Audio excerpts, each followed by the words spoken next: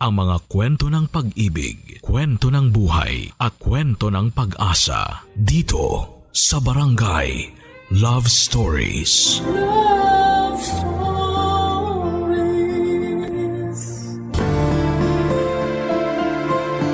Walang perpektong relasyon, ngunit hindi tama na tayo ang magiging dahilan upang tuluyang masirang pagsasamang ating iniingatan. Minsan kapag kinukulong ang isang ibon ay mas lalo lang niyang gustong lumaya at kumawala. Ikaw kabarangay, maluwag ka ba sa iyong partner? Dear Papa Dudut, habang may buhay, may pag-asa. Yan ang lumang kasabihan na tinanim ko sa aking isipan simula pa lamang noong kabataan ko. Pero habang may buhay ay meron ding pagsubok. At yon ang mga karanasan na gusto kong ibahagi sa programa ninyong Barangay Love Stories. Sobrang hilig ko talagang makinig ng radyo hanggang isang araw ay napakinggan ko ang programa ninyo. Simula noon ay naging libangan ko na ito habang tumatao sa negosyo kong tindahan ng mga pruta sa lugar namin sa Pasig. Bago ko ipagpatuloy ang pagbabahagi ng aking istorya, ay tawagin niyo na lamang po ako sa pangalang Reggie. 45 years old at tubong Bagong Ilog sa Pasig City. Babae po ako, pangalang lalaki lang. Meron akong 3 anak sa kinakasama ko noon na pangalanan na lang nating Arnel. Bale, 3 taong kaming magkasintahan bago kami nagpakasal taong 2001. Sakto kakatapos ko lang din noon sa kolehiyo. Magsisimula ang lahat isang buwan mula nang maikasal kami, Papa Dudut.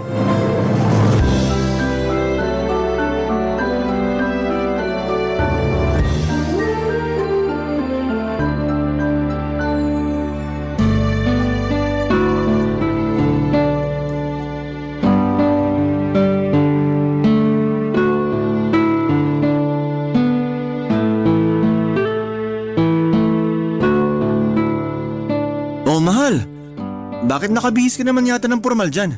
May lakad ba tayo na hindi ko alam? Para makapagbihis na rin ako. Nako mahal, wala naman tayong lakad. Saka ako lang ang aalis. Ha? Saan ka pupunta? May job interview kasi ako. Tagal na nun nakaschedule eh. Kinakabahan nga ako pero naniniwala ako na makakaya ko naman lusutan yun. Ano? Teka, bakit ngayon mo lang sinabi sa akin yung tukol sa bagay na to? Pasensya ka na kasi nawala na rin sa isip ko. Paano nawala sa isip mo? Pwede ba yun? Oo naman. Maniwala sa'yo. Sinadya mo talaga na hindi sabihin sa akin eh. Bakit ko naman gagawin yun? Ewan ko sa'yo. Basta, hindi ka pupunta dyan sa interview mo na yan, sinasabi ko sa'yo. Ha? Bakit ko naman gagawin yun? Nakabihis na ako oh. Kaya nga magpalit ka na ng damit mo, mahal. Huwag ka na umalis. Hindi mo na kailangan pumunta sa interview o magtrabaho pa kasi kayang-kaya na kitang buhayin. Seryoso ba yan? Alin? Yung sinabi ko na kaya na kitang buhayin? Oo, pati yung ayaw mo akong pagtrabahuhin. Hindi kasi yan yung unang beses na sinabi mo yun sa akin eh. Sinabi mo na rin sa akin yan nung mag-boyfriend-girlfriend pa lang tayo. Buti naman natatandaan mo pa. Kasi seryoso ako nung sinabi ko yon. Ayaw kita magtrabaho. Gusto ko na ako nalang gagawa nun kasi ako ang padre de pamilya. Sana maintindihan mo na wala naman akong masamang intensyon dahil lang pinagbabawalan kita, mahal. Naiintindihan ko naman, pero hindi ko pa rin mapigilang malungkot. Bakit ka naman nalulungkot? Kasi alam mo naman na pangarap kong makapagtrabaho, di ba? At kahit na may trabaho ka na at kaya mo naman akong buhayin, gusto ko pa rin sanang subukan at samantalahin yung pagkakataon na wala pa tayong anak. Alam ko, pero di ba ang mga babae ay dapat nasa bahay lang at ang mga lalaki ay naghahanap buhay? Paano na lang kung magkaanak na tayo? Paano mo maalagaan yung baby natin kung pumapasok ka sa trabaho? Kita mo na, hindi ka nakasagot kasi alam mong tama ako. Marami sa mga mag-asawa nagkakahiwalay kasi madalas di sila magkasundo dahil yung asawang babae ay mas abala pa sa trabaho niya kaysa asikasuhin ng pamilya at mga anak nila. Karamihan din sa mga anak napapabayaan lang. Paanong di mangyayari yun kung hindi naman nasusubaybayan ng isang ina ang paglaki ng mga anak nila, di ba? Ayoko mangyari yun sa pamilya natin. Kaya please lang, huwag ka nang pumunta dyan sa interview mo. Nanghihinayang lang talaga ako. Matagal ko rin kasi hinintay ito eh. Sigurado na ilang araw ko rin tong iisipin at kahit sa pagtulog ko maaalala ko pa rin to. Basta isipin mo na lang na mas pinili mo yung pamilya natin kaysa sa pangarap mo. Makakalimutan mo rin yung tungkol sa bagay na yan pag tumagal-tagal. Tsaka baka panahon na para palitan mo yung pangarap. Paano ko naman gagawin yun? Itatak mo sa isip mo na dapat mas mahalaga na sa'yo yung pamilya natin at wala nang iba. Ako, ikaw, at ang magiging mga anak natin. Dapat pamili lang natin ang prioridad mo, mahal. Hindi ibang tao, hindi kaibigan mo, o kahit na anong trabaho pa yan. Ako yung lalaki sa pamilya. Ako yung padre de pamilya, kaya ako na rin ang bahala sa lahat. Dito ka na lang sa bahay at maging mabuting asawa sa akin. Papadudot istrikto ang asawa kong si Arnel at kung ano ang sinabi niya ay yon ang masusunod. At isa na nga doon ay ang pagbabawal niya sa aking magtrabaho kahit na gusto ko sanang makatulong sa kanya at habang wala pa naman kaming anak. Pareho naman kaming college graduate at ang laki ng panghihinayang ko sa aking kurso dahil hindi ko man lang nagamit. Pero dahil nga ayaw ng asawa ko na magtrabaho ako ay nagpasakop na lamang ako sa kanya. Ang ibig sabihin ay sinusunod ko siya, papadudot. Lumipas sa mga buwan at na-promote si Arnel bilang manager ng isang kilalang fast food chain na matagal na niyang pinagtatrabahuhan simula pa lamang nag-aaral kami. Marketing management kasi ang tinapos niya at masaya naman siya sa usad ng kanyang karera ng mga panahong yon. Samantalang ako naman ay naging abala sa pagiging housewife. Masaya naman ako sa ginagawa ko dahil naaasikaso ko ng mabuti ang munti naming pamilya ni Arnel.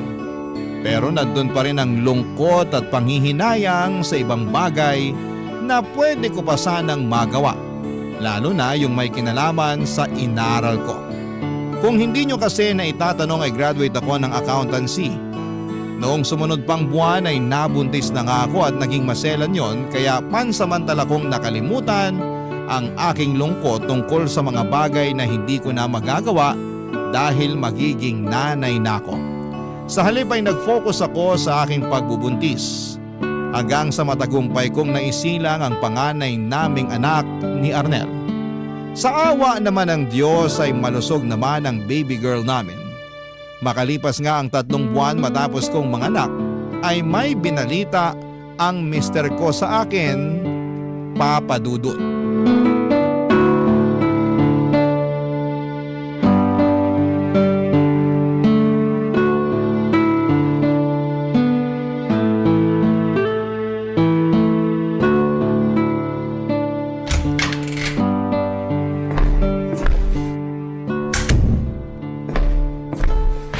Mahal, gising ka na. Luto na yung almusal natin. Pwede bang matulog muna ako kahit 5 minuto pa? Pwede naman, pero kakain ka pa. Sayang naman yung niluto ko mga paborito mo pa naman yun. Talaga? Sige, babangon na ako. Pagkatapos mong mag-inat, pumunta ka na dun sa mesa para makakain ka na. Dito muna ako sa kwarto kasi may mga tupiin pa akong damit na hindi ko nagawa kahapon. Gawa ng nag-alaga ako kay baby. Sandali. Bakit? Bakit malungkot ka, mahal? May nangyari ba? Ha? Kilala kita. Alam ko na may nangyari base sa reaksyon ng mukha at boses mo. Tsaka kanino ko pa napapansin na salubong yung kilay mo. Kaya sabihin mo na sa akin kung may problema ba. Sige, pero umusog ka muna kasi uupo ako sa kama. Tabihan kita para magkausap tayo. Buti pa nga. Umupo ka na rito sa tabi ko. Ano ba kasing nangyari? Hindi kasi ako mapakali, mahal. Saan? Bakit? Kasi 1 linggo na akong hindi dinadatnan. Tapos naisipan kong mag-PT kasi malakas yung hinala ako na buntis ako. Oh, tapos? Nag-PT ka nga? Oo. Anong resulta? Positive. Buntis ulit ako, mahal. Yahoo! Ang galing naman! Nakadalawang anak agad tayo! Pwede bang huminahon ka lang? Baka magising yung baby natin. Sige ka, ikaw magpapatahan sa kanya pag umiyak siya. Ay, oo nga pala. Pasensya na kasi na-excite lang talaga ako. Hindi ko napigilan. Buti ka pa, masaya. Ako kasi hindi eh. Ha? Bakit naman? Biyaya kaya yung mga bata? Andun na tayo sa biyaya nga yung mga bata, pero kasi... Kasi 3 buwan pa lang yung panganay natin, tapos magkaka-baby ulit tayo. Pag pinanganak ko yung pangalawa natin, siguradong hindi na ako magkakanda-ugaga sa pag-aalaga sa kanilang dalawa. Diyan pa nga lang sa panganay natin, hindi ko na magawang maligo o makapagsuklay ng buhok man lang kung wala ka rito para buhatin yung baby natin. Ngayon pa lang, nakikita ko na mahihirapan ako ng husto. Alam nga namang hindi mo ituloy yung pagbubuntis mo nang dahil lang sa bagay na yon. Gusto mo ba na ipalaglag natin yung baby natin? Kilabutan ka nga sa sinasabi mong yan. Bakit ko naman gugustuhin ipalaglag yung anak natin? Hindi ko naman sinabing gusto mo. Pero nagrereklamo ka na mahihirapan kapag naging dalawa na yung baby natin. Kaya yan lang yung nakikita kong solusyon para di ka na mahirapan. Kabaliwan pa rin yun kasi anak natin yung pinag-uusapan natin dito. Gusto mo bang usigin ako ng konsensya ko habang buhay? Siyempre hindi. Pasensya ka na kung nasabi ko yun. Medyo magulo na rin kasi isip ko. Hindi ko na alam yung gagawin. Baka kasalanan ko rin naman kasi lumalabas na nagrereklamo ko. Mga anak naman natin yung inaalagaan ko. Hayaan mo na. Wala ka naman masamang ginawa kaya wag mo nang sisihin yung sarili mo. Hindi ko lang din mapigilang matakot kasi ligtas ba sa akin na magbuntis kahit halos kapapanganak ko pa lang? Ligtas naman siguro pero hayaan mo. Dahil magpapaalaga naman tayo sa doktor. Hindi kita pababayaan ngayong daladala mo dyan sa sinapupunan mo yung pangalawa nating anak. Salamat, mahal. Walang anuman. At salamat din kasi sobra mo akong pinasaya ngayon na unti-unti nang lumalaki ang ating pamilya. Papa Dudut, may nangyari sa amin ni Reggie makalipas lamang ang 3 buwan matapos kong ipanganak ang panganay namin. Bumalik na rin kasi sa normal ang menstruation ko pagkalipas ng 2 buwan dahil hindi naman ako breastfeeding. Nung una ay ayaw ko pang magpagalaw kasi pakiramdam ko ay hindi pa ako nakakaraos mula sa panganganak pero nagtatampo at sa katagalan ay nagagalit na sa akin ang asawa ko. At dahil uso noon ang mga lalaki naghahanap ng ibang babae kapag hindi napagbibigyan, ay natakot ako ng husto. Kaya naman tinis ko na lamang ang sakit sa aking katawan na nararamdaman ko ng mga panahong yon para mapagbigyan ko lamang ang gusto ng asawa ko. Pero hindi ko akalain na mabubuntis niya agad ako. Aaminin ko na gumuho ang mundo ko nang nalaman ko na magkaka-baby ulit kami ni Arnel dahil nga maliit pa ang panganay namin.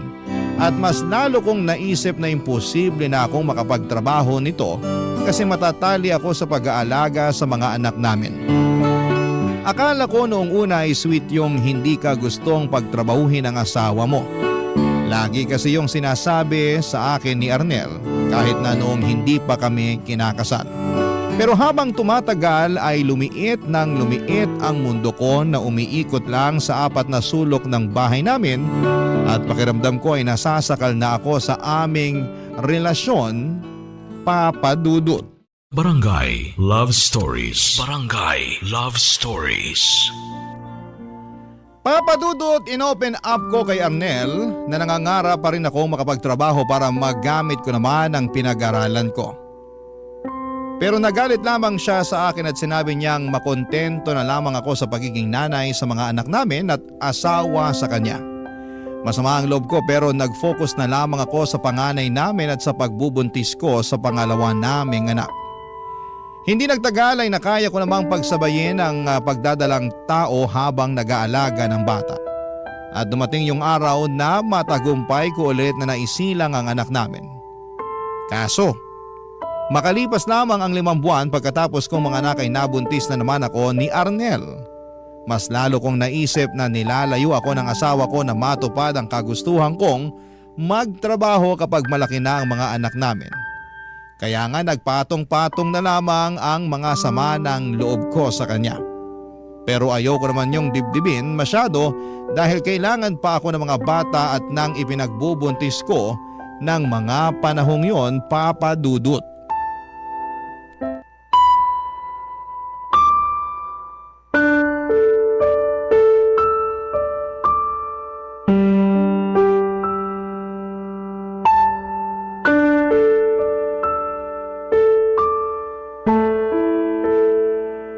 Sino yung kausap mo kanina?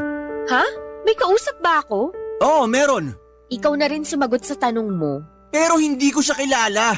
Kaya tinatanong ko kung sino siya at kung bakit kailangan mo siyang kausapin. Hindi mo ako kailangang sigawan. Naririnig kita, Arnel.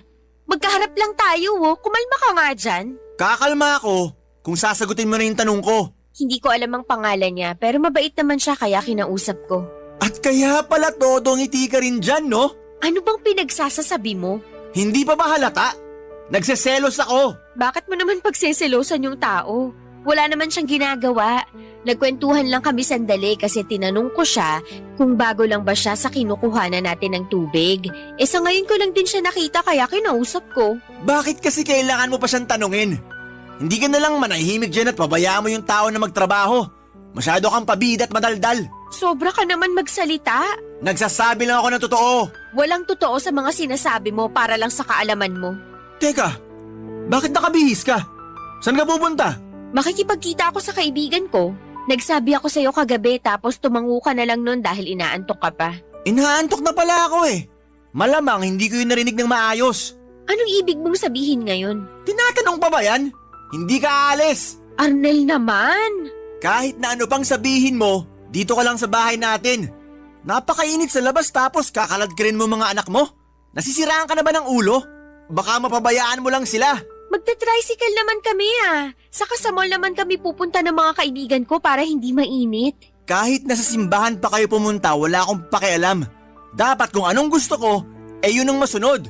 Hindi ka aalis. Hindi mo isasama ang mga anak ko. Dito lang kayo sa bahay natin. Ano ba kasing masama sa paglabas ko Gusto ko lang naman maiba yung paligid ko kasi nagsasawa na ako rito sa bahay natin. Hindi mo ba yun naiintindihan? Laging ikaw na lang yung nakakalabas sa ating dalawa. Paano naman ako? Malamang kailangan ko lumabas para pumasok sa trabaho ko. Hindi lang yun. Umaalis ka rin para makipagkita sa mga kaibigan mo pag day off mo. Tapos ako, hindi ko pwedeng gawin yun? Sobra naman yata yun, Arnel. Hindi na tama yun. Yung hindi tama ay ang itsura mo. Ano namang mali sa itsura ko? Posturang-postura ka eh. Kung sa mall lang naman kayo pupunta ng mga kaibigan mo, bakit kailangan mo pang mag-ayos ng gusto?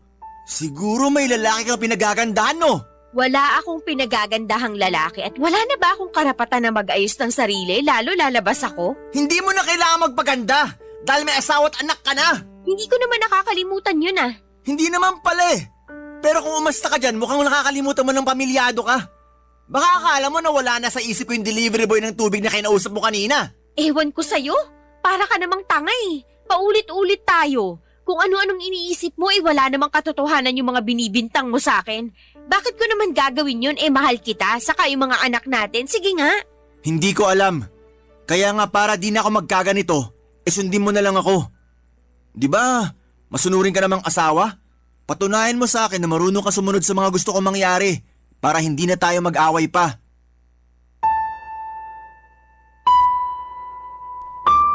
Papadudot, gusto ko lang naman sanang aliwin ang sarili ko sa pamamagitan ng paglabas para makipagkwentuhan o kumain kasama ang mga kaibigan at dati kong kaklase. Isasama ko naman ang mga anak namin kaya hindi totoo ang ibinibintang ni Arnel na mapapabayaan ko ang mga bata. Isang bagay pa ay hindi ako natuwa sa pagsiselos niya sa delivery boy ng tubig sa bahay namin dahil walang katotohanan ang mga paratang niya. Ni sa hinagap ay hindi ko naisipang magtaksil sa kanya kahit na sumusobra na siya. Kaya nga hiyang-hiya ako doon sa delivery boy na inaway niya noong sumunod na araw. Hindi natuloy yun bumalik sa bahay para mag-deliver. Bali iba na ang nagdadala ng tubig sa bahay namin pero bantay sarado pa rin si Arnel. Ewan. Siloso na wala sa lugar ang asawa ko. Kaya lihim akong naiinis sa kanya at pakiramdam ko. Lalo akong nasasakal sa presensya niya. Pero hindi naman palaging ganon ang imahe ni Arnel kasi sa totoo lang ay may sweet side din naman siya. Bagay na nagustuhan ko sa kanya noong nililigawan pa lamang niya ako, Papa Dudut.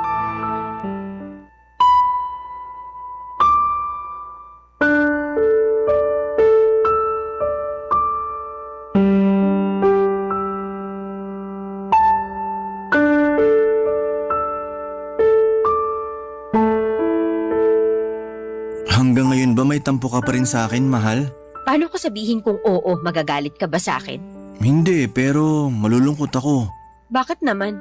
Kasi iisipin ko na hindi mo naiintindihan na pinoprotektahan lang kita laban sa mga manyak sa labas ng bahay natin. Kaya madalas kitang pagbawalan na umalis. Hindi na kasi natin sigurado yung panahon. Baka mamaya may mangyari sa inyo ng mga anak natin pag lumabas kayo ng bahay. Arnel naman, hindi naman ako siguro ganun katanga para hindi isipin yung kaligtasan namin ng mga anak natin sakaling lumabas ako, di ba? Prioridad ko pa rin naman yun. Hindi ko ipapahamak ang sarili ko pati na yung mga bata.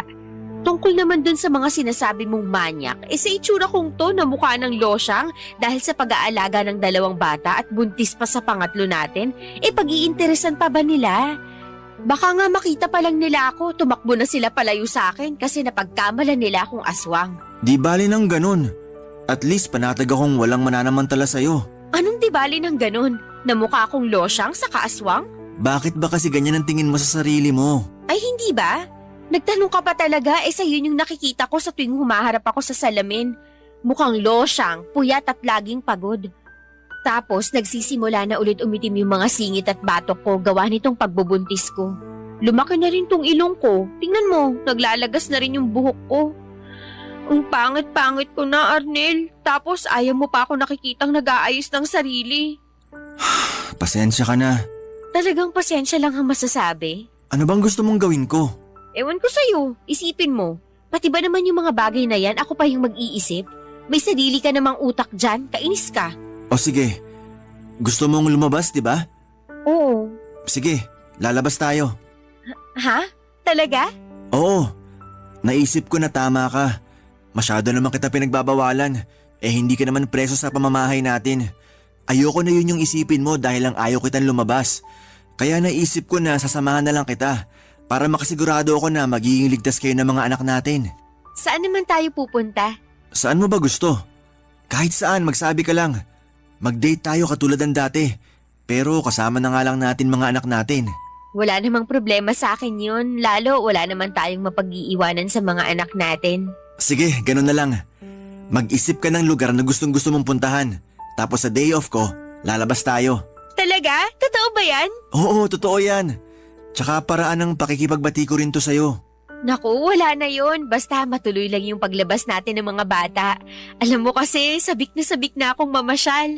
Matagal na rin simula nung huling beses na nangyari yun, kaya medyo naaaburido na ako rito sa pamamahay natin. Kaya nga paghandaan mo yan. Lalo na sa kung anong susuotin ng mga anak natin. Gusto ko maging presentable, pero presko yung magiging damit nila. Kasi mainit dito sa atin. Alam ko naman yun. Hayaan mo at hahanapan ko sila ng maayos na damit. Salamat, mahal. Salamat din, mahal. Hindi mo alam kung gaano mo ako napasaya. Excited na ako mag-day off ka para makalabas sa tayong pamilya. Ako rin, sobrang excited na. Kaya sana wag ka na magtampo sa akin, ha? Bati na tayo. Hindi na ako nagtatampo at oo, bati na tayo.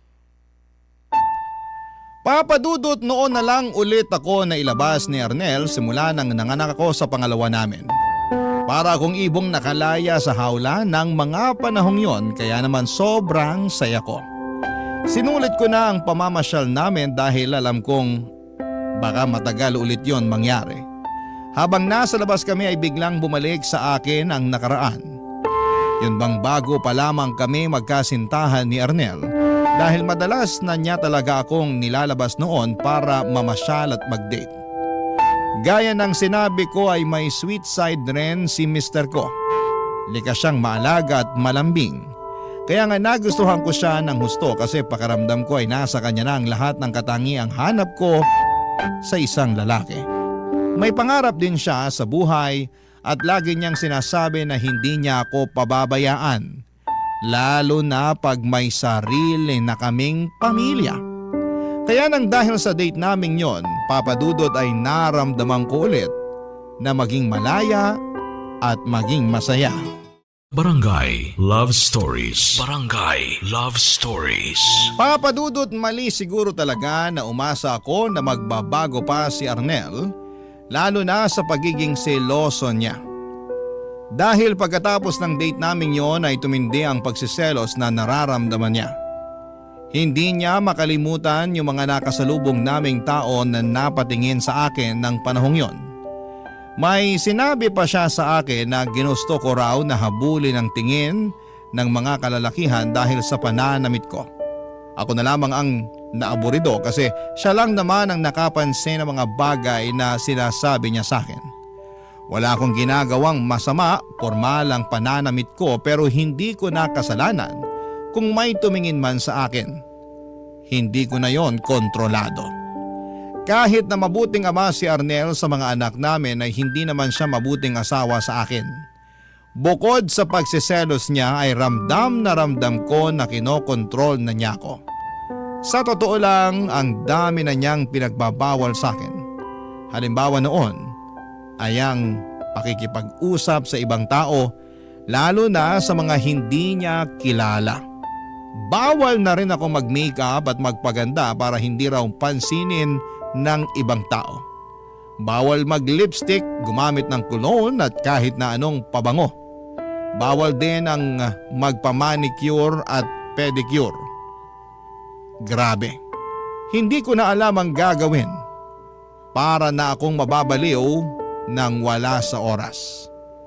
Hindi nagtagal ay pinanganak ko na ang pangatlong anak namin ni Arnel. Mas naging tutok ako sa pag-aalaga sa mga anak namin kahit na pagod na ako. Tapos kapag sumusumpong ang toyo at pagsiselos ni Arnel, ay nadaragdagan lang ang pagod na nararamdaman ko, Papa Dudut.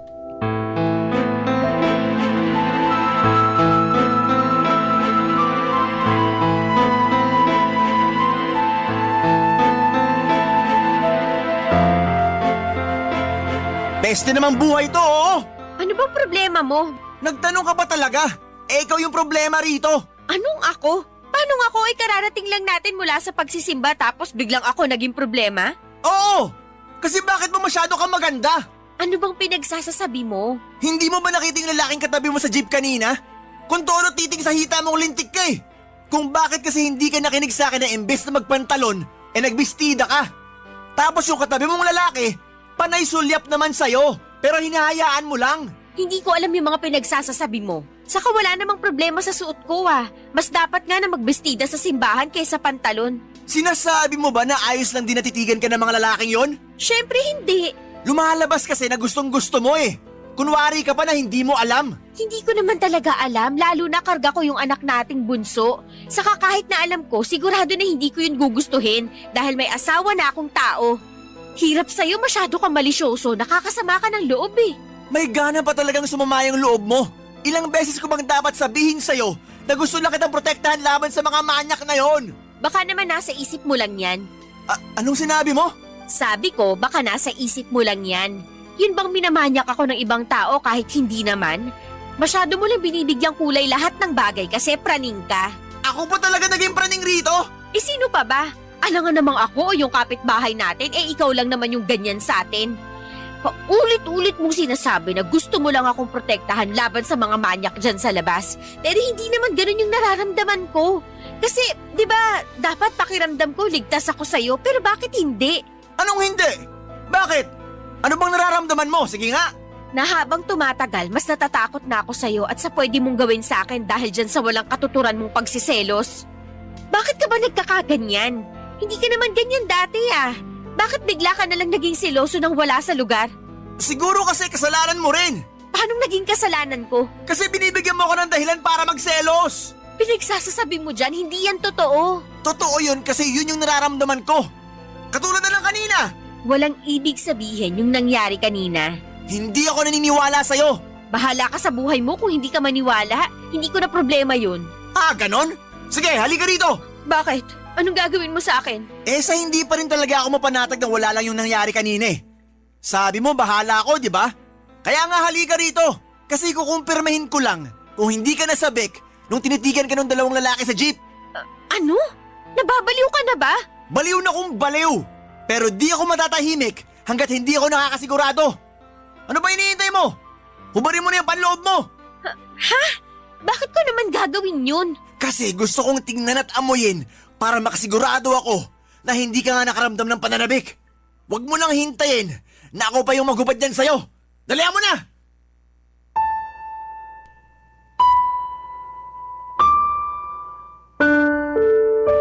Papadudot, ginawa nga ni Arnel sa akin ang bagay na gusto niyang gawin upang makumbinse ang sarili niya na wala akong naramdamang pananabik doon sa mga lalaking nakatabi ko sa jeep. At kahit na anong iyak at pakiusap ko sa aking asawa na huwag niyang gawin ang bagay na yon, ay tila nagbingi-bingihan siya sa pakiusap ko. Matapos noon ay nagalit ako sa kanya pero mas galit pa rin siya sa akin. Pinagbantaan pa niya ako na ayusin ko ang sarili ko at huwag ko raw subukang makipaglandian sa ibang lalaki habang nakatalikod siya. Meron daw talaga akong kalalagyan sa kanya. Papadudot, yun na yata ang pinakamalalang away namin ni Arnel nang dahil sa pagiging seloso niya. Umabot na kasi sa point na naging marahas na siya sa akin at hindi na lang yon basta pananalita. Natakot na ako sa kanya ng husto. Anumang sandali, Papadudot, ay pipitik siya at mapipisikal na niya ako. Bukod doon, pakiramdam ko ay hindi na niya ako nire-respeto bilang babae at bilang kanyang asawa, Papadudot.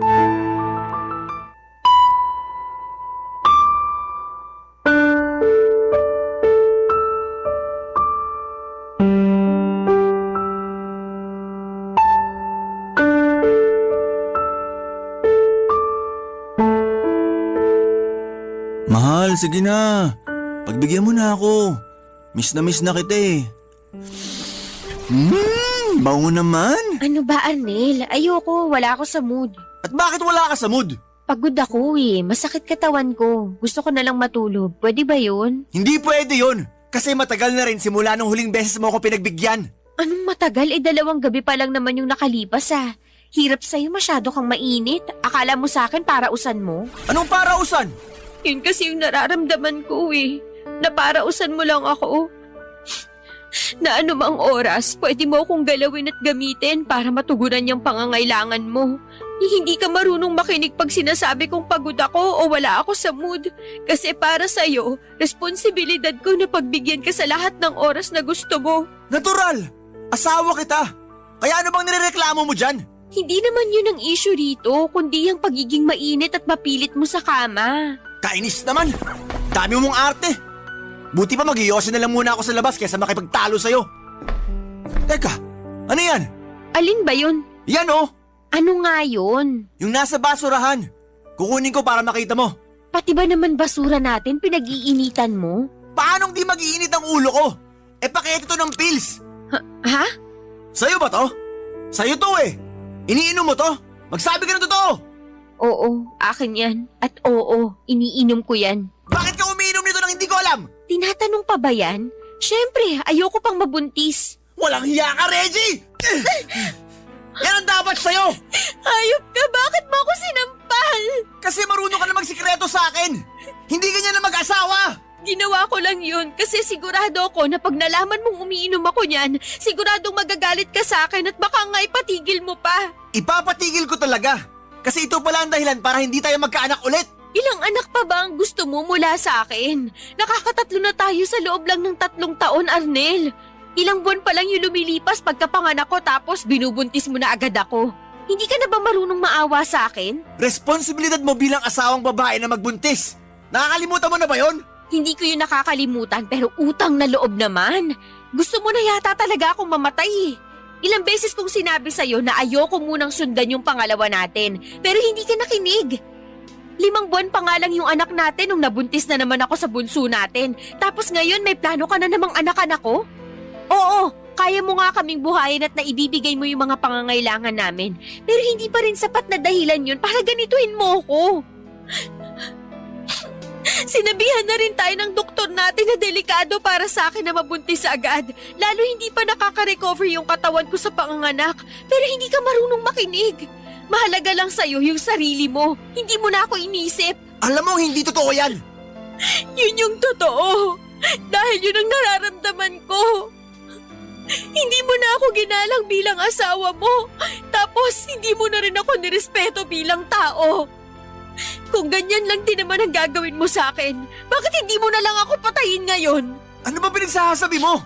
Patayin mo na lang ako kasi pagod na ako makisama sa'yo. Papadudot, nagkaroon talaga ako ng matinding galit sa asawa ko na nag-ugat matagal na ang panahon ng nakakalipas. At magpahanggang ngayon ay hindi pa rin tuluyang nawawala ang galit na yon. Pero pagkatapos ng matinding away naming yon ay sinuyo ulit niya ako tulad ng dati. Ngunit hindi na ako nadala at nagpabola sa mga matatamis niyang salita. Sa kabila ng lahat ay pinili ko pa rin makisama kay Arnel dahil siya pa rin ang tatay ng mga anak namin. Kapansin-pansin ang pagbabago niya pagkatapos ng away naming yon pero hindi pa rin nawala ang pagiging seloso niya. Kung may nawala man, walang iba kundi ang pagmamahal ko sa kanya, Papa Dudut. Lumipas po ang mahabang panahon, namatay si Arnel bago mag-pandemic dahil inatake siya sa puso. Pero kataka-taka na ni isang luha ay walang pumatak sa aking mga mata para sa aking asawa. Sa halip, pakiramdam ko ay nabunutan ako ng malalim na tinik sa lalamunan, lalo na nakalaya na ako sa kanya. Pero hindi pa rin naging madali at magaan ang buhay dahil ako na lang ang naiwan upang itaguyod ng mga anak namin. Buti na lamang at may pensyon ang namayapa kong asawa na siyang nakatulong upang makaraos kami lalo na noong pandemic. Sa kasalukuyan ay masaya ako dahil meron na akong negosyo na siyang katas ng pag-iipon ko ng pera mula sa mga trabaho tulad ng paglalabada at pagtitinda ng merienda na ginawa ko sa mga nakaraang taon. Kahit na mahirap ang buhay at kahit na marami akong agam-agam sa sarili ko ay nagpatuloy pa rin po ako at hindi sumuko. Marami rin akong what if. At kahit na hindi nasagot lahat ng tanong ko ay naniniwala akong may dahilan ng lahat. Malaking bagay din sa akin ang suporta ng mga anak ko at ilang pinagkakatiwalaang kaibigan upang mas makaya ko po ang lahat. Maraming salamat po sa inyo, Papa Dudut, sakaling mapili po ninyong i-ere ang sulat ko sa inyong istasyon. Sana nga po'y kinapulutan po ito ng aral ng ating mga kabarangay. God bless and more power po sa inyo. Ang inyong forever kapuso at kabarangay, Reggie. Ano ang masasabi mo sa ating Barangay Love Stories today? Abangan namin ang sagot mo sa comment section. Barangay LS 97.1 97.1 Barangay Love Stories. Love stories. May mga taong kulang ang pagmamahal sa sarili. Kaya naman hinahanap nila ito sa ibang tao. At kadalasan ay wala silang pakialam kahit na may nasasaktan na sila. At may naaapakan. Ikaw, kabarangay, naranasan mo na bang maging makasarili sa ngalan ng pag-ibig?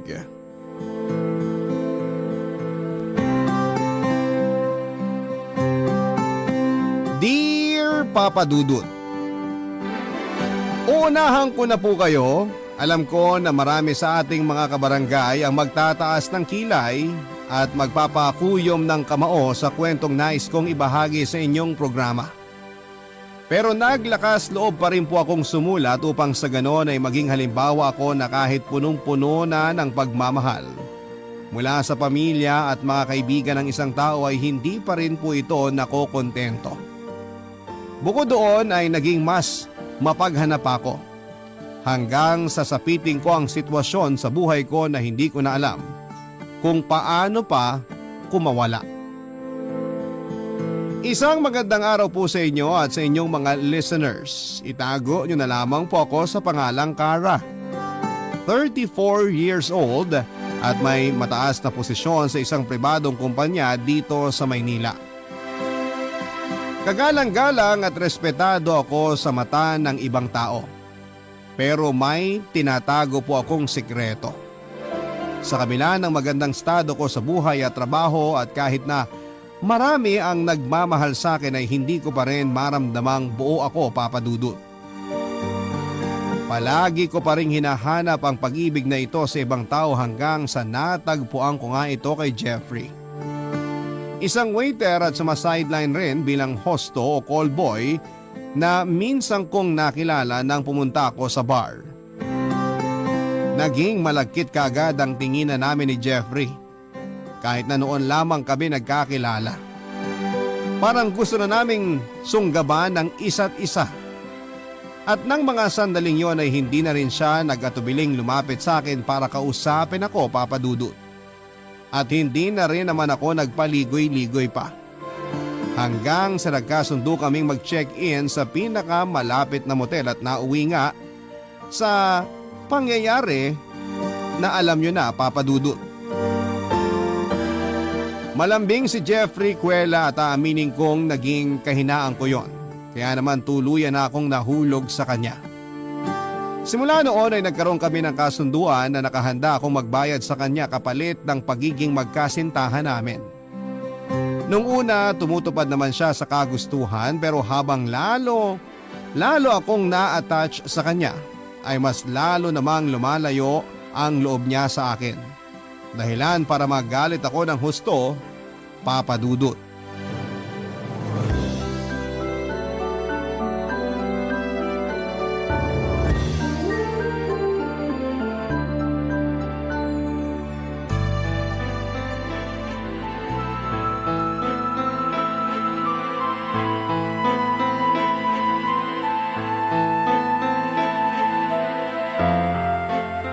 Jeffrey, pwede ba tayong mag-usap? Ikaw na naman? Ano bang ginagawa mo rito? At saka hindi mo ba nakikita may trabaho ko? Diyan pa kami ngayon. Huwag kang istorbo. Anong storbo? Hoy, wala akong pakialam kung may trabaho ka dito. Ang gusto ko, mag-usap tayo. Bad trip ka talagang babae ka. Ano bang gusto mong pag-usapan natin? Marami, Jeffrey. Bakit mo ba ako iniiwasan? Bakit hindi mo na sinasagot ang mga text, chat at tawag ko? May problema ba tayo? Nagkukulang na ba ako sa binabayad ko sa'yo? Sabihin mo, dadagdagan ko! Pwede ba, Kara? Wala na akong pakialam kung lakihan mo ang binabayad mo sa akin. Dahil ang gusto ko lang, lumayo na sa'yo. Naaalibad-bara na ako sa pagmumukha mo. Ayoko nang umaali-aligid ka at lumalapit sa akin. Tarantado ka pala eh! Ay! Ano ba? Itigil mo yan, gago ka! May kasunduan tayo, nakalimutan mo na ba? Wala na akong pakialam sa sinasabi mong kasunduan. Saka wala naman tayong pinirmahang kontrata, kasulatan o dokumento na nagpapatunay sa kasunduan sinasabi mo. Ang ibig sabihin, pwede mapawalang bisa yon kung kailan ko gustuhin. At ngayon na yon. Kaya please lang, lumayas ka sa harap ko. Hindi mo ako pwedeng itapon na lang basta-basta dahil malaki na ang puhunan ko sa'yo, hayop ka! Aba, kita mo tong baliw na to. Anong puhunan yung sinasabi mo? Yun bang mga material na bagay na iniregalo mo sa akin na tinutukoy mo? Hoy, para sabihin ko sa'yo, usa mo yung binigay sa akin, di ba? Ano, bobo lang? Hulyanin ka na? Kahit kailan, hindi ko yun hiningi sa'yo. Kaya wala kang karapatang isumbat sa mukha ko ang tungkol sa mga bagay na yun. Ganyan ka na ba talaga kadesperada magpapansin sa akin? Ano magagawa ko? Yun lang ang naisip kong para kausapin mo ako. Jeffrey, kung hindi naman problema ang pera, bakit parang nagbago ng pakikitungo mo sa akin? Nasaan na yung dating Jeffrey na malambing? Pwede ba? Huwag mo nga akong dramahan. Nakakasuya ang pagmumukha mo. Para sabihin ko sa'yo, hindi talaga ako malambing. Ikaw lang naman ang gusto maglambing ako sa'yo, buwisit ka. Sige na, marami pa akong gagawin. Huwag mo akong talikuran, hindi pa tayo tapos mag-usap. Wala na tayong dapat pag-usapan pa. Hindi mo ba naiintindihan? Akala ko pa naman matalino ka. Pero utak tingga ka rin pala. Ayoko na sa pera mo dahil ayoko na sa'yo. Hindi mo ako pwedeng itapon na lang ng parang basura matapos ang lahat ng namagitan sa atin. Walang kahit na anong namamagitan sa atin. Ilusyon mo lang yun. Pero gusto na kita. Ano ka mo? Nahulog na ako sa'yo, Jeffrey. Gusto ko nang totohanin ang lahat ng meron tayo. Please, bigyan mo sana ako ng pagkakataon para patunayan sa'yo kung gaano kita kamahal. Parang awa mo na, Jeffrey. Alam mo, para ang tanga. Lumuwag na ba talaga yung tornilyo mo sa utak? Para maisip na mahuhulog din ako sa tulad mo? Sinasabi ko na sa'yo na hindi yun mangyayari. Kaya huwag ka nang umasa pa na magiging tayo. Ilusyonada. Ang gusto ko, umalis ka na sa buhay ko. Dahil kung hindi, baka may kalagyan kang lintik ka. Papadudot daig ko pa ang inapaka noon ang pagkatao ng 1,000 ulit matapos manggaling sa bibig mismo ni Jeffrey na hinding-hindi niya matatanggap ang pag-ibig ko sa kanya. Doon ako nakaramdam ng labis na pagka-insecure lalo pat hindi yun ang unang beses na merong tumanggi sa akin, Papadudot. Hindi naman po sa pagbubuhat ng sariling bangko pero may ibubuga naman ako kung ganda lamang din ang labanan. Kaya bakit sawi pa rin ako? At iniiwan. Akala ko dahil napapaligaya ko si Jeffrey sa kama ay mas madali na sa kanya na mahalin ako katulad ng nararamdaman ko noon pero nagkamali pala ako. Dahil sa nangyari ay nagsimula na akong iwasan at layuan ni Jeffrey. At kahit na isampal ko pa sa mukha niya ang perang kaya kong ibayad sa serbisyo niya ay wala na rin yung epekto sa kanya. Dahil mas nanaig kay Jeffrey ang pagkairita niya sa akin.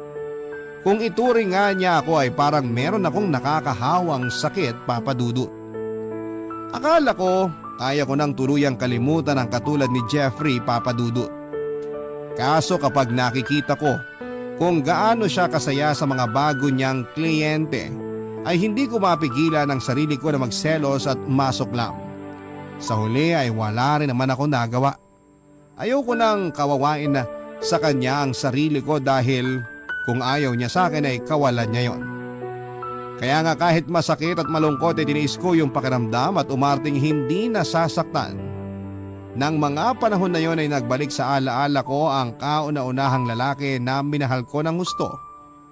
Ngunit tulad ni Jeffrey ay hindi rin napa sa akin.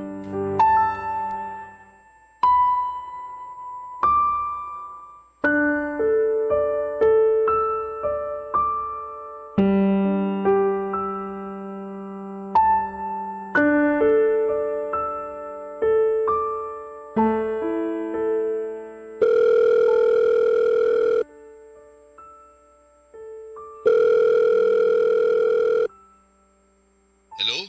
Sino to? Hi, Mond. Kara?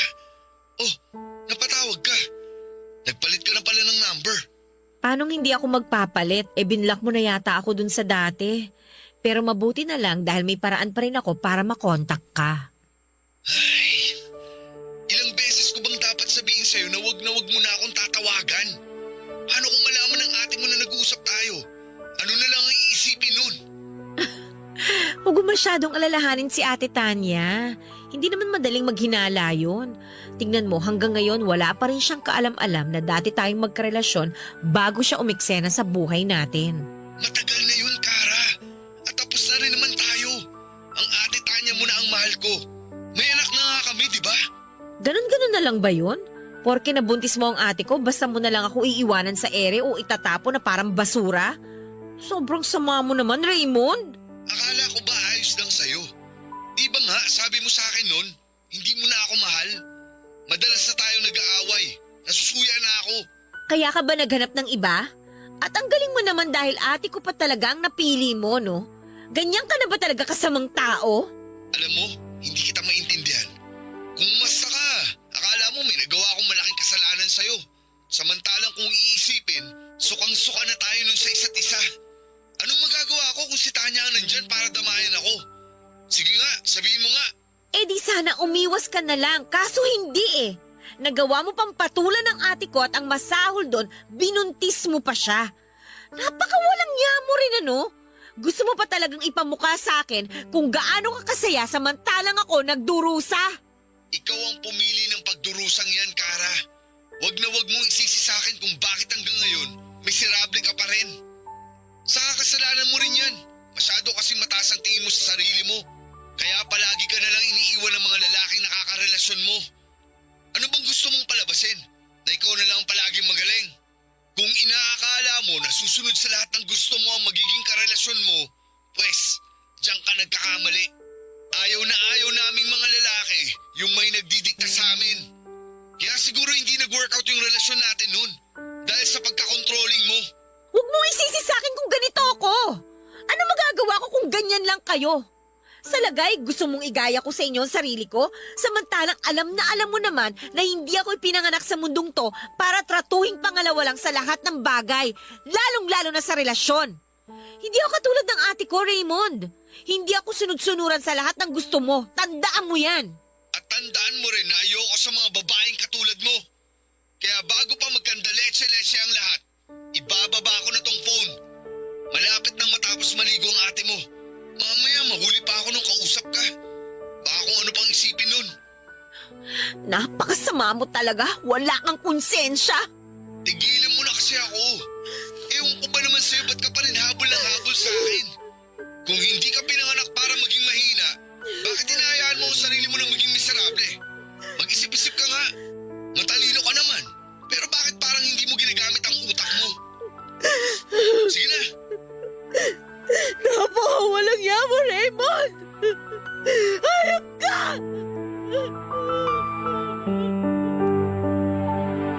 Papadudot karelasyon ko noon si Raymond bago sila nagkakilala ng ate Tanya ko. Nakilala ko siya pagka-graduate ko ng college at may sa ilang taon na rin ang relasyon namin nang nag-umpisa kaming magkalabuan.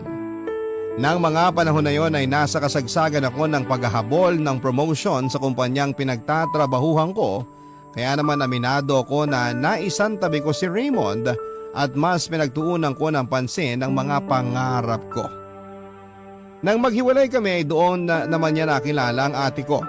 Nalaman ko na lamang yon nang ipakilala siya sa akin ni Ate Tanya bilang tatay ng ipinagbubuntis niya. Nakakatawa na pareho nga kami noong nagkagulatan ni Raymond pagkakita namin sa isa't isa. Siyempre hindi ko naman kasi sa kanya noon kinikwento ang tungkol sa pamilya ko. Ang alam lang ni Raymond ay may kapatid ako. Pero never naman niya itong nakita kahit na sa picture man lang. Kaya nga nang mabuntis niya si Ate Tanya ay doon ako nakaramdam ng hustong selos at galit sa kanilang dalawa, Papa Dudut. Ang mga kwento ng pag-ibig, kwento ng buhay at kwento ng pag-asa. Nasa Spotify na, Barangay Love Stories. Pakinggan kahit kailan, kahit saan. Barangay Love Stories sa Spotify. Kinig na, kabarangay! Papa Dudut, pinangatawanan na lang po namin ni Raymond na hindi kami naging magkarelasyon at hinayaan ko siyang gampanan ang papel niya bilang asawa ni ate at ama sa anak nila. Mas nag-focus naman ako sa trabaho at doon ko na rin po nagsimulang maghanap ng pansamantalang pagmamahal sa ibang lalaki. Bagaman may pagkakataon na minsan ay nahuhulog po talaga ako ng husto sa kanila, katulad na lamang ng nangyari sa amin ni Jeffrey. Siyempre, sinusubukan ko naman na mag-move on sa dati naming relasyon ni Raymond. Pero kahit na anong gawin ko ay hindi ko pa rin talaga siya makalimutan. Tinatagang ko na lamang talaga ang loob ko na ipakitang masaya ako sa harap ng kapatid ko para sa pamilyang bubuin niya kasama ang lalaking mahal ko, pero deep inside, durog na talaga ako, Papa Dudut. Akala ko kasi wala na akong pagmamahal noon kay Raymond, kaya naman binitawan ko na siya.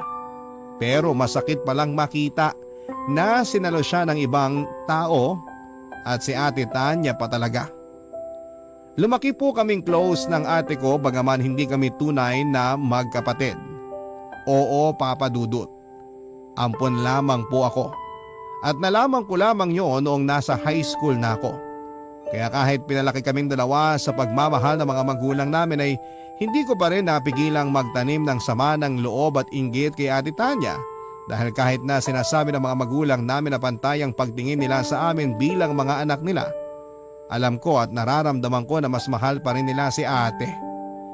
Kaya nga nang makagraduate ako sa college ay umalis na ako sa amin at namuhay na mag-isa. Pero paminsan-minsan ay dinadalaw ko pa rin si ate at ang pamangking ko sa bahay nila.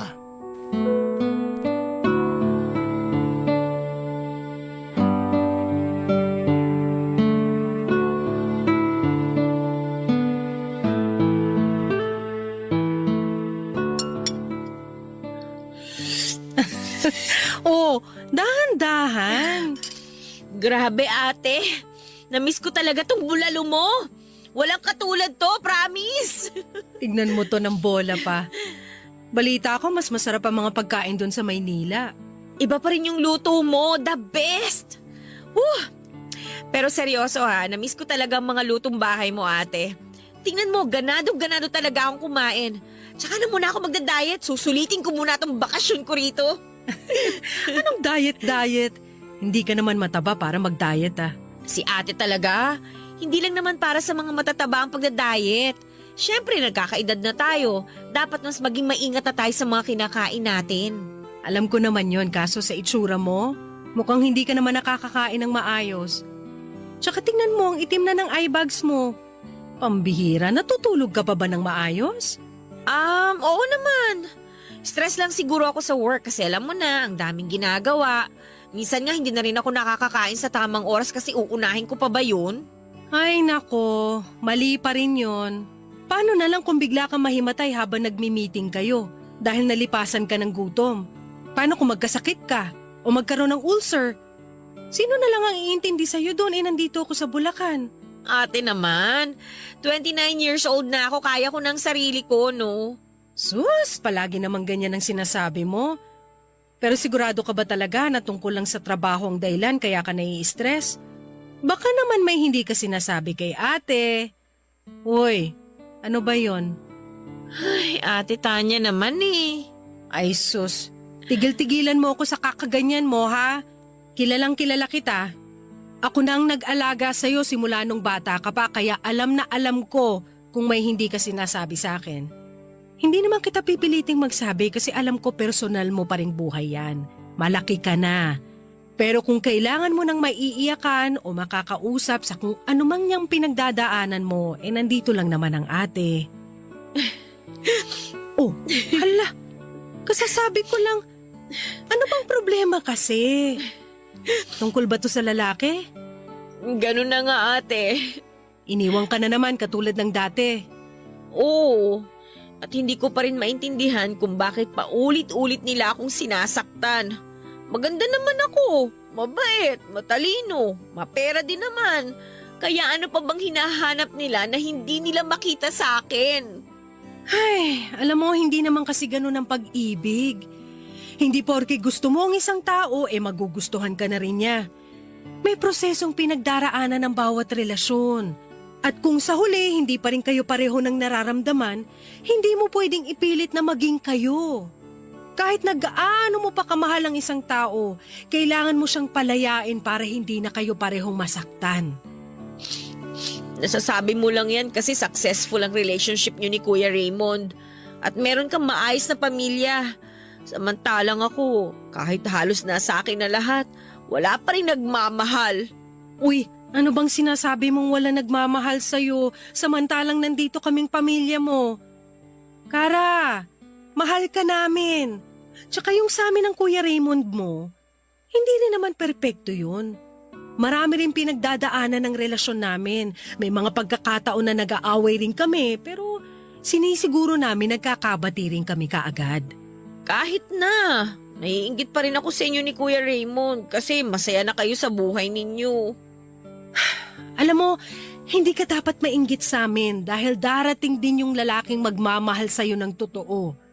Yun bang hindi ka naiiwan, sasaktan o pagmumukhaing tanga? Aray naman, sakit naman nun.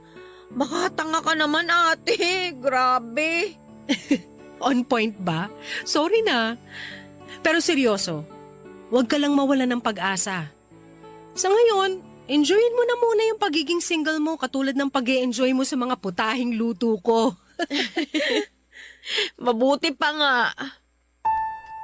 Palagi sa akin sinasabi ng ate ko na masaya siya dahil naging kapatid niya ako. Na maswerte raw siya dahil hindi siya naging mag-isa habang lumalaki.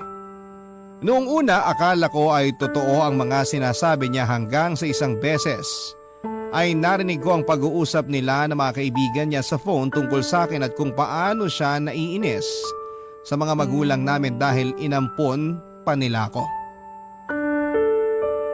Na kung paano siya naiirita sa tuwing nagkukunwari siyang mabait at mabuting kapatid sa harapan ko kahit na ang totoo ay ayaw naman talaga niya sa akin. Simula ng araw na yon ay kinamuhian ko na siya pero hindi ko yon pinapahalata lalo na kapag nasa harap kami ng mga magulang namin. Pinangangatawanan ko ang pagpapanggap na masaya pa rin ako sa pamilyang umampun sa akin hanggang sa nakagraduate na ako sa college. Simula noon ay pilit ko na silang kinalimutan. Tawagin niyo na po kung walang utang na loob pero mahirap sabihin na meron kang pamilya kung hindi naman pala totoo ang pagmamahal na ipinapakita nila sa'yo.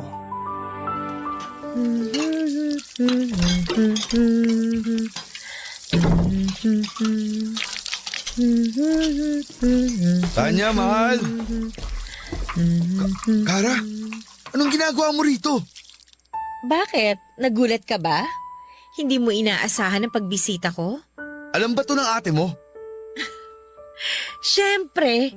Sa katunayan, siya pa nga nag-imbita sa akin. Namimiss na raw kasi ako ng anak niyo, kaya ayun. Siya nga pala, nandito rin ako nung isang araw kaso ikaw naman yung wala. Sayang, hindi tayo nagkita. Halika nga rito. Huwag mo akong hawakan. Buwisit ka! Ikaw ang buwisit. Gusto mo ba talaga makita tayo ng ate mo na may ginagawang kung ano? Huwag kang nga parang tanga dyan. Wala si ate. May biniling rekado dun sa tindahan. Tsaka ano naman ang gagawin natin na kinatatakutan mong makita ng kapatid ko? Ay, buwisit ka talagang babae ka. Itiwan mo ako. Aray, ano ba? Makatulak naman. Parang hindi ka nasarapan ah. Aminin mo, hindi mo na-miss ang halik ko? Ano bang pinagsasabi mo? Kunwari ka pa pero halata naman sa'yo na nasarapan ka. Sigurado ka bang nasasatisfy ka ng kapatid ko sa kama? O baka naman binibitin ka niya? Kilala ko yun eh. Mahina ang resistensya nun. Hindi nga nakakatakbo ng malayo yun tuwing may palaro sa school namin dati. Bakit mo ba ginagawa to? Bakit mo ba kami ginugulo? Hindi ka ba masaya para sa amin ng ate mo? At gusto mo pa talagang sirain ang pamilya namin? Ganyan ka na ba talaga kadesperada? Kilabutan ka nga. Ako? Kikilabutan? Hoy, sandali nga ah. Ako ba talagang dapat kilabutan dito? Samantalang sa ating dalawa, ikaw tong mukhang nakukulangan sa ate ko. San mo na naman nakuha yung hinala mo na yan? Nakita ko yung cellphone mo. Naiwan mo raw, sabi ni Ate Tanya. Kaya ayun, pinakialaman ko muna pag alis niya. Hindi mo naman sinabi. Hindi ka pa pala nagpapalit ng password? Nabuksan ko tuloy yung cellphone mo. At ang dami ko nakita. Kung sino-sinong babayang chinachat mo at puro kalasuan ang pinag-uusapan ninyo. Swerte mo lang hindi makalikot si Ate Tanya kaya hindi nabubuking ang kagaguhan mo. Pero mukhang malapit na niyang malaman dahil sasabihin ko...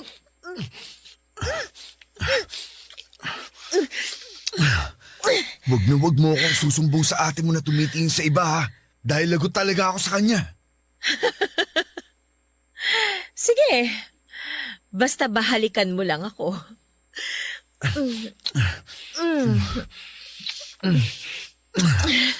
Grabe, hindi ko akalain na na-miss ko ang mga halik mo, Kara. Sabi ko naman sa'yo eh. Nang mga panahon na yon ay tuluyan na nga akong naging makasarili at hinayaan ang pagnanasa ko para kay Raymond na magtagumpay kahit na nga asawa siya ng kapatid ko, Papa Dudut. Hindi ko na inisip kung kasalanan ba ang ginagawa namin dahil pareho naman po namin yung gusto. May sa ilang minuto rin noon ang nagdaan bago nakabalik sa bahay si Ate Tanya. Kaya nagkaroon pa kami ng pagkakataon ni Raymond na umarting walang nangyari. Simula noon hanggang sa bago ko umalis sa bahay nila ay naging malagkit na po ang tingin na namin sa isa't isa. Hindi nga nagtagal ay nagsimula na kaming magpalitan ng text messages. Tulad nga ng sinasabi ko noon ay hindi makalikot at hindi mapanghinala si Ate Tanya. Tiwalang tiwala kasi siya na tapat sa kanyang asawa niya. Kontraktor po si Raymond, Papa Dudut, at may pagkakataon na nadidestino siya sa iba't ibang lugar sa ilang araw at syempre kapag nasa Maynila siya. Nagpupunta siya sa apartment ko at doon ay may nangyayari sa amin. Ang mga kwento ng pag-ibig, kwento ng buhay at kwento ng pag-asa. Nasa Spotify na! Barangay Love Stories. Pakinggan kahit kailan, kahit saan. Barangay Love Stories sa Spotify. Kinig na, kabarangay! Tinigilan ni Raymond ang pagkikita namin ng lihim. At kahit lantarang pagtataksil na ang ginagawa namin ay wala kaming pakialam.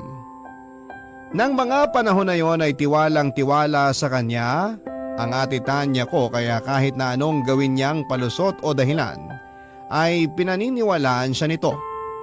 Aaminin ko na nakukonsensya rin po ako dahil trinataydor ko ang kapatid ko, pero kapag naaalala ko na hindi naman niya talaga ako noon totoong tinuring na kadugo, katulad ng madalas niyang sabihin sa akin, ay mabilis ko ring nasasaway ang sarili ko. Pinipigilan ko po ang sarili ko na mahulog pang lalo kay Raymond dahil alam ko naman sa sarili ko na hindi na niya ako magugustuhan. Ako lang naman po itong nagpupumilit na magkabalikan kami, at sa sobrang pagkadesperada ko ay nagawa ko siyang akitin. Akala ko ay sapat na yon para iwanan niya ang mag-ina niya at mag-umpisa ng panibagong buhay na kasama ko, katulad ng dati. Kaso nagkamali po ako, Papa Dudut. At mukhang sa hindi ko na mabilang na pagkakataon ay nasaktan na naman ako, mga kapuso.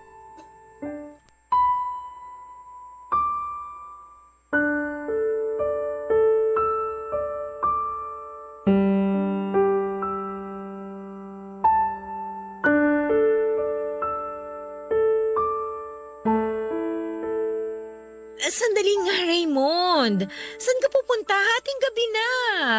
Tinawagan ako ni Tanya. Iyak siya ng iyak dahil sinugod daw sa ospital ang anak namin. Kailangan ko umuwi, Kara. Uuwi ka? Teka nga, gabi na. Wala ka na masasakyan. Wala akong pakialam. Kung kailangan ko mag-abang sa terminal, gagawin ko. Kailangan ako ng anak ko. Hindi mo ba naiintindihan yun? Naiintindihan ko. Kaso paano na lang ako kapag umalis ka? Magkikita pa ba tayo ulit? Yan pa talaga ang naisip mo samantalang nasa ospital ang anak ko, Kara? Nag-iisip ka ba talaga? Saka anong paano ka? Bakit? May tayo ba? Wala naman, di ba? Sino ka ba? Pero may nangyayari sa atin Akala ko kasi... Akala mo lang yun.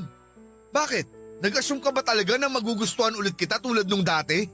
Sex lang ang habol ko sa'yo, Kara. Yun lang. Wala nang iba. Kaya pwede ba tigilan mo ako sa ganyan mo? Walang yaka pala talaga eh! Aray ko, ano ba?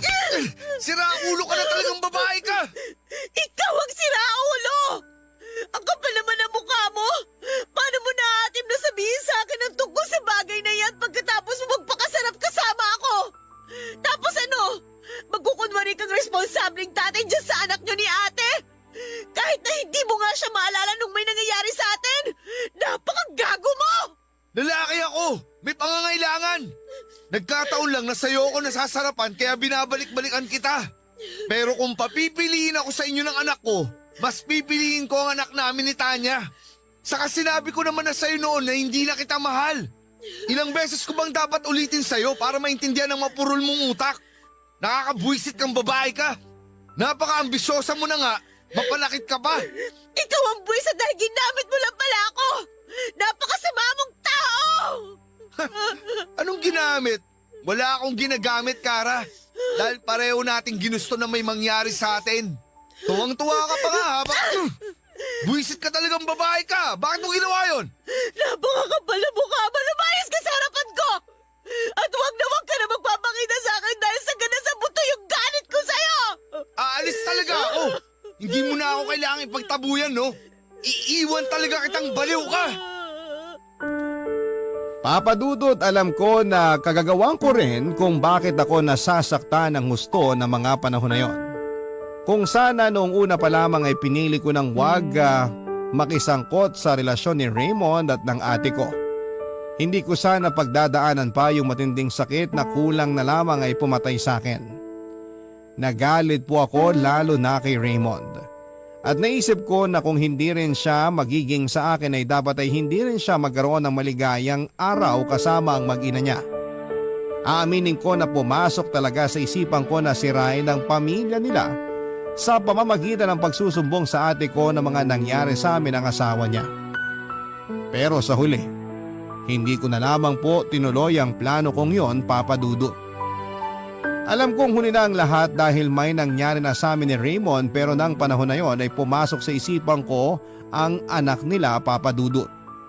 Bigla ko kasing nakita sa kanya ang sarili ko. At kung sakali na lumaki man siyang walang magulang dahil sa akin ay hindi ko mapapatawad ang sarili ko. Pero syempre, hindi lahat ng lihim ay maitatago habang buhay.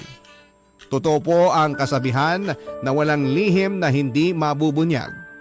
Yun po ang eksaktong nangyari matapos biglang kalikutin ni Ate Tanya ang phone ni Raymond at malaman niya ang affair namin ng asawa niya. At para po siyang bombang bigla na lamang sumabog matapos ko noong pumunta sa bahay nila para bisitahin ang pamangkin ko.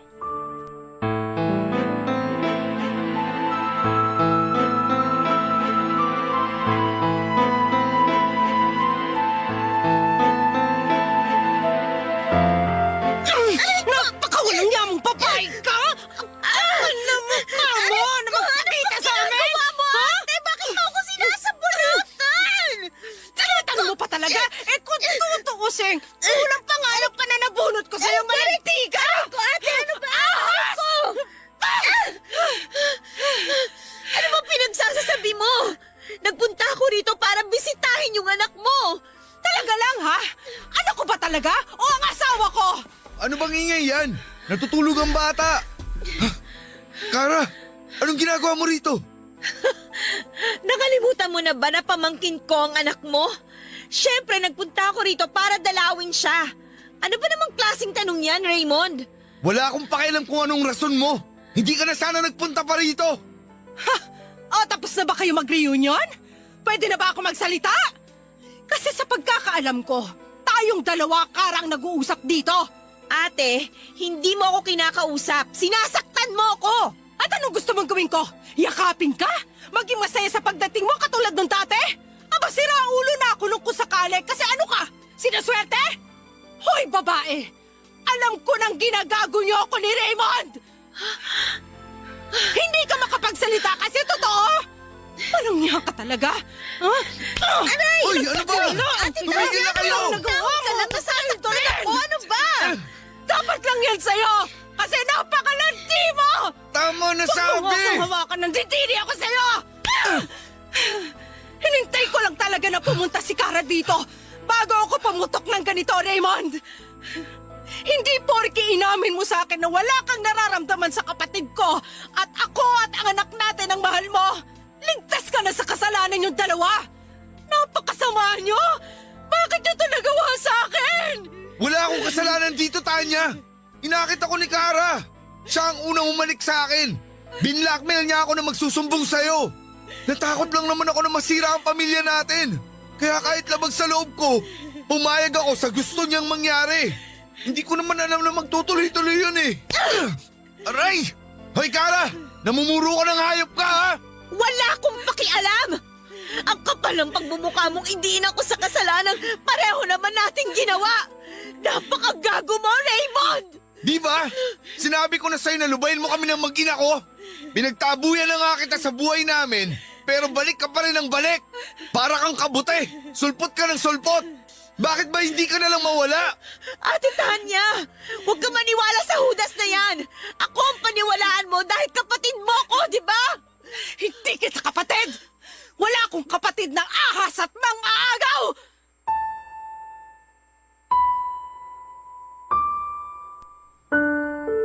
Papa Dudut, pareho po kami ni Raymond na pinalayas ni Ate Tanya sa bahay niya. May punto na kulang na lamang ay pagsusuntukin ko na ang walang hiyang lalaking yon dahil sa kasinungalingan niya. Pero sa huli ay pinili ko na lamang po na umalis na lamang. Sobra-sobra po ang pagsisisi ko dahil hinayaan ko pang umabot sa puntong yon ang lahat. Lalo na kung sa una pa lamang ay iniwasan ko nang tumikim ng kasalanan. Papa Dudut at mga kabarangay, alam ko na marami sa atin na mga nakikinig ngayon na magsasabi na deserve ko ang nangyari sa aking ito. At oo, yun din po ang nasa isipan ko ng mga panahon na yon. Kaya nga labis-labis ang paghingi ko noon ng tawad sa kapatid ko kahit na puro mura at pangiinsulto lamang ang inabot ko sa kanya.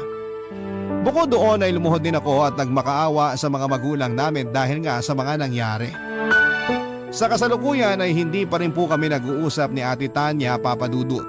At ang huling natatandaan ko ay naghiwalay na rin sila ni Raymond.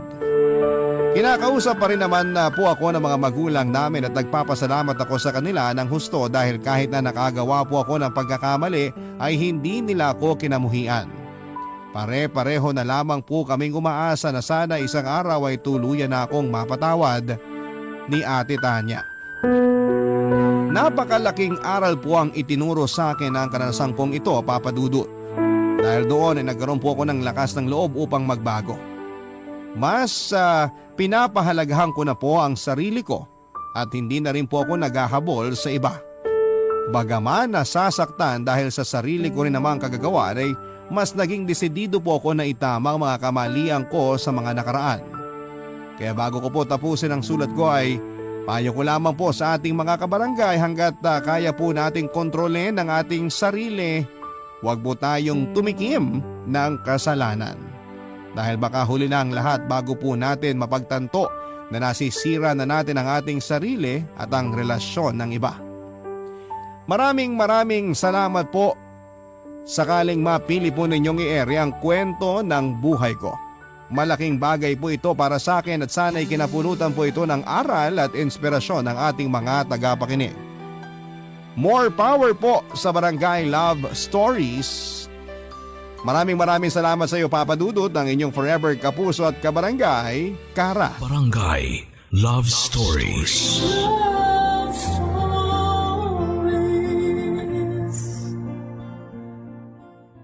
Barangay LS 97.1 97.1 Number 1 Forever.